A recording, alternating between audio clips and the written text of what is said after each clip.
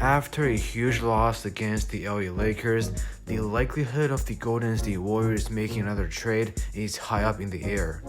As of right now, they are the 8th seed in the Western Conference, putting them at the verge of the playoff teams. In the past few weeks, we've been talking about blockbuster trades such as Bradley Beal and big-name buyout target such as Andre Drummond.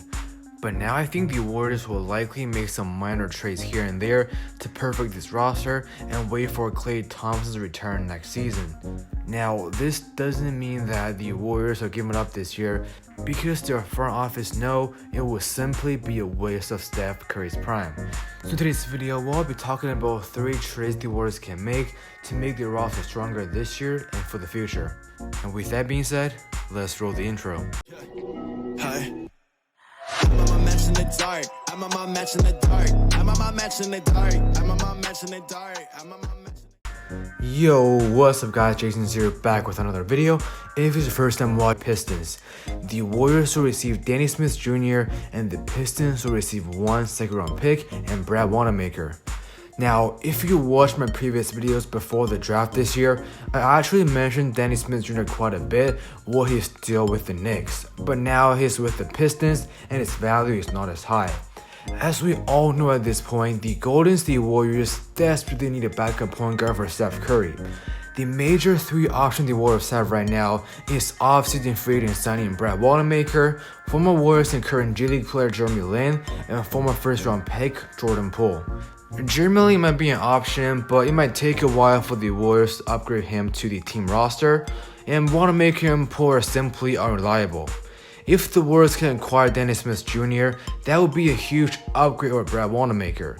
This year with the Pistons so far, Smith is able to average 7.8 points, 2.4 rebounds, 3.3 assists, 1.2 steals, shooting 32.3% from threes. If the Warriors are lucky, they might be able to get Danny Smith's version in New York or even Dallas.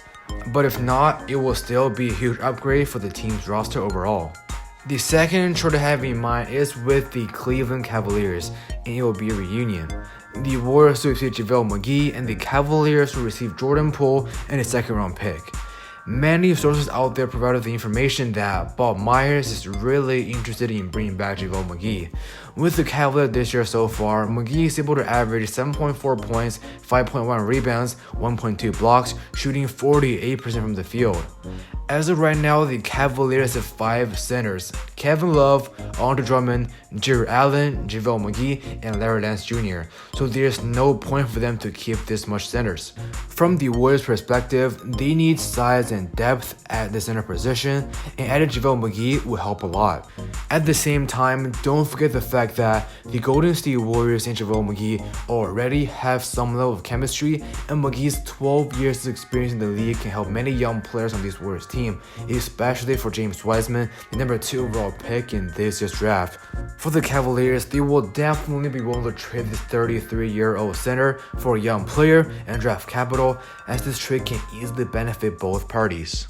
Lastly, we have a trade proposal with the Houston Rockets. The Warriors will receive PJ Tucker, and the Rockets will receive 2 second-round picks. Tucker has been on the trade rumors for a while now, as his role with the Houston Rockets is decreasing. At the age of 35, Tucker still has some gas left in his tank, as his 3D playing style is getting popular in the league these days. With the Rockets this year, he's able to average 4.5 points, 4.7 rebounds, and 1.4 assists, shooting 32.1% from the field. The good thing about Tucker is that his contract will fit into the Warriors' disabled player exception from Klay Thompson's injury, so things will work well financially.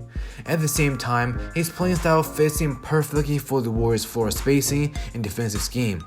Tucker is able to play shooting guard, small forward, and power forward, so that adding him to the team will make the rotation much easier.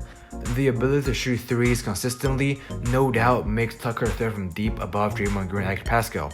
The Rockets, on the other hand, will love to take 2 second-round picks for Tucker, as it can help them build a future after trading away the MVP frontcourt James Harden and Russell Westbrook. Alright guys, so this wraps up the video. Comment down below which one of these 3 trades you would take. And if you do this kind of video, don't forget to leave a like, subscribe, and follow me on social media with all the link in the description down below. Once again, thank you guys so much for watching this video, and I will see you guys in the next episode. Peace. Peace.